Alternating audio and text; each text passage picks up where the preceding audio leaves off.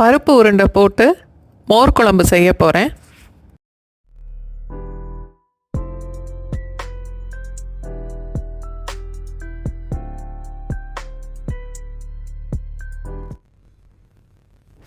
First மோர் குழம்பு செய்யலாம்.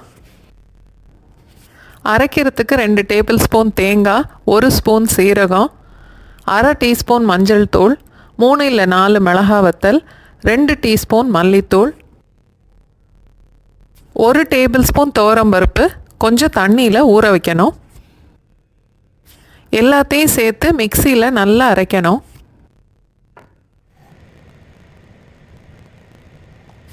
தாளிக்கிறதுக்கு 2 டீஸ்பூன் நல்லெண்ணெய் சேர்த்துட்டு 1 மிளகா வத்தல், அரை டீஸ்பூன் கடுகு,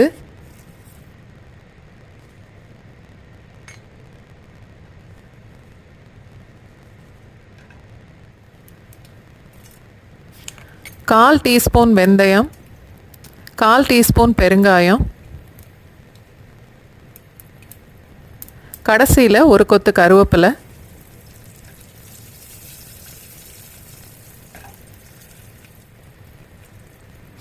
இப்போ அரைச்சி வச்ச மசாலா, 1 கப் அளவுக்கு தண்ணி, தேவையான அளவுக்கு உப்பு,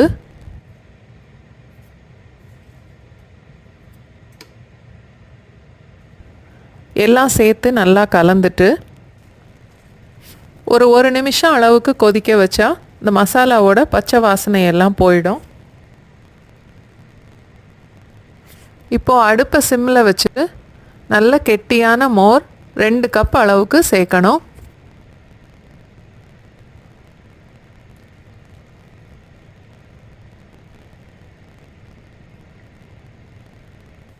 சேனல் சப்ஸ்கிரைப் பண்ணவங்க, லைக் பண்ணுறவங்க, ஷேர் பண்ணுறவங்க, வீடியோ பார்க்குறவங்க எல்லாருக்குமே ரொம்ப நன்றி. மோர் சேர்த்ததுக்கப்புறம் விடாமல் கிளறிக்கிட்டே இருக்கணும். மோர் கொதிக்கக்கூடாது. ஓரளவு சூடான உடனே அடுப்பை ஆஃப் பண்ணிடணும்.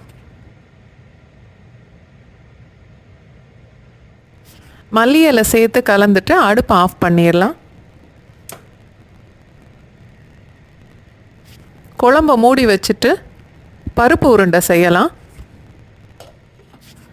1 கப் கடலைப்பருப்பு, 1 மணி நேரம் ஊற வச்சது, 3 இல்லை 4 மிளகா வத்தல், 4 இல்லை 5 பல்லு பூண்டு தட்டினது, 1 ஸ்பூன் சோம்பு,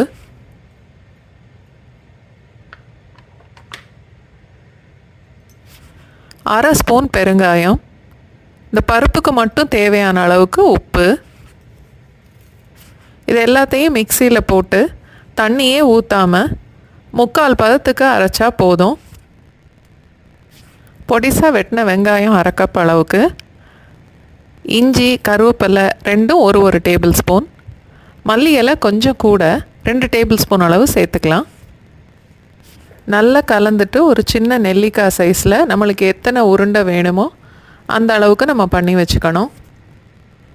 பொரிக்கிறதுக்கு தேவையான அளவுக்கு எண்ணெய் ஊற்றிட்டு அந்த எண்ணெய் நல்லா சூடானதுக்கப்புறம் அடுப்பு மீடியம் ஃப்ளேமில் வச்சுட்டு இந்த உருண்டையெல்லாம் அதில் போட்டு நல்லா பொரித்து எடுத்துக்கணும்.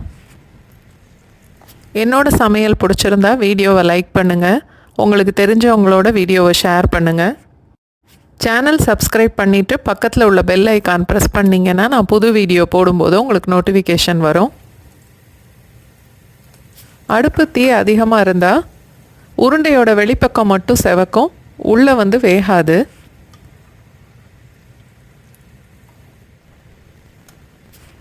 இந்த அளவு ப்ரௌனாக வந்தால் போதும்.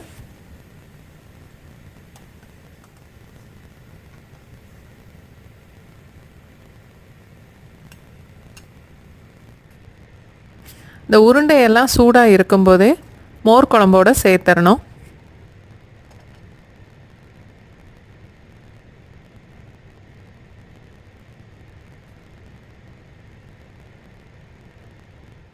ஒரு மணி நேரம் வரைக்கும் இந்த குழம்பு அப்படியே மூடி வச்சிட்டா நம்ம சாப்பிடும்போது அந்த உருண்டை நல்லா சாஃப்டாக இருக்கும்.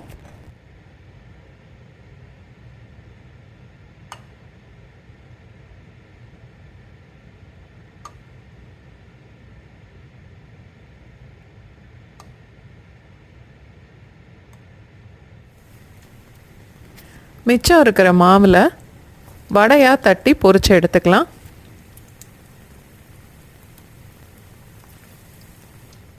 ஒரு கப்பு கடலைப்பருப்பில் 12 உருண்டையும் 13 வடையும் வந்திருக்கு எனக்கு.